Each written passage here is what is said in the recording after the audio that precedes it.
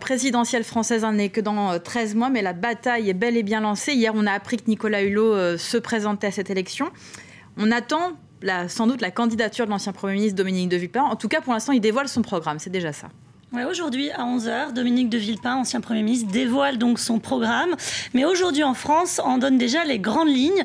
Aujourd'hui en France, qui nous dit même avoir l'exclusivité. Mais figurez-vous que les Échos aussi dévoilent le programme. Ce n'est pas donc vraiment une exclusivité. Alors, qu'est-ce qu'il nous dit dans ce programme? Qu'est-ce qu'il voudrait pour la France, Dominique de Villepin? Un revenu minimum de 850 €, un impôt citoyen pour tous et un grand changement dans les institutions, notamment moins de députés et moins de régions. Donc quelques éléments de programme, surtout beaucoup de buzz pour quelqu'un qui n'est toujours pas candidat à l'élection présidentielle. Et puis il faut s'attendre bien sûr aussi à la candidature de Nicolas Sarkozy. Il laisse quelques indices en tout cas à des membres de l'UMP. Oui, hier, Hélène, lors d'une réunion avec les élus de l'UMP à l'Élysée, Nicolas Sarkozy a lancé une petite formule. Il a le chic pour ces petites formules, je vous la cite. La situation, je la sens bien. Pour 2012. Il n'a pas dû lire beaucoup les derniers sondages, mais bon, peu importe. Lui, il la sent bien. Aujourd'hui, en France, il consacre un article et nous dit, si ce n'est pas une déclaration de candidature, ça y ressemble. Objectif pour le chef de l'État, rassurer ses troupes, alors qu'une partie de l'UMP se demande vraiment s'il sera le bon candidat pour la droite en 2012.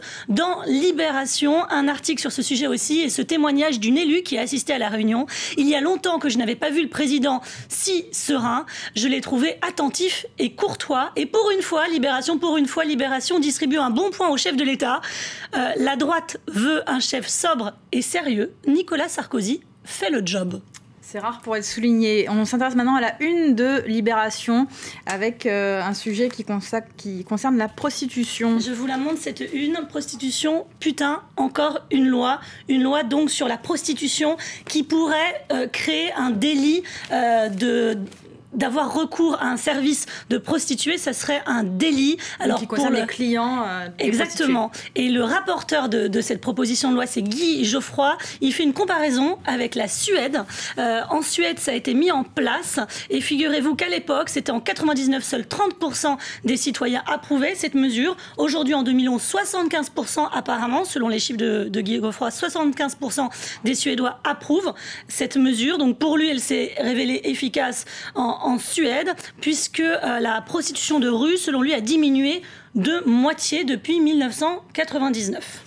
La presse française s'intéresse aussi ce matin à l'intervention de la coalition en Libye, avec cette tribune dans Le Monde du président du Conseil national de transition, c'est donc le chef des rebelles. Exactement, le président du Conseil national de transition libyen qui dit à la coalition « La liberté a besoin de temps ». Pour l'emporter. Nous ne demandons pas que l'on fasse la guerre à notre place. Nous ne demandons pas à des soldats étrangers de venir contenir l'ennemi. Alors Hélène, qu'est-ce qu'il demande à la coalition? Il demande de venir en aide, pas seulement grâce aux avions, mais aussi sous forme d'équipement et d'armement. Alors, Le Parisien maintenant reparle de la chute de l'ancien président ivoirien Laurent Gbagbo. Ouais, c'est une page spéciale intitulée « Comment finissent les dictateurs ?» Réponse du journal. Les dictateurs finissent mal, en général, et nous propose donc un passage en revue de plusieurs chutes de dictateurs, Ceausescu, Saddam Hussein, évidemment Moubarak, Gbagbo et Ben Ali.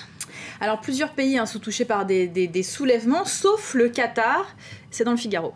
Ouais, c'est un article très intéressant qu'on doit à Georges Malbruno, envoyé spécial du Figaro dans le pays. Il nous dit que donc le pays a été épargné jusqu'à maintenant par la vague de contestation et que ceux qui demandent en fait un changement et des réformes dans ce pays, figurez-vous que c'est pour tout l'inverse, c'est pour demander plus de conservatisme et une pause dans la course effrénée au modernisme. Merci beaucoup Lise, c'était la revue de presse française. On passe maintenant au rappel des titres. Comment aider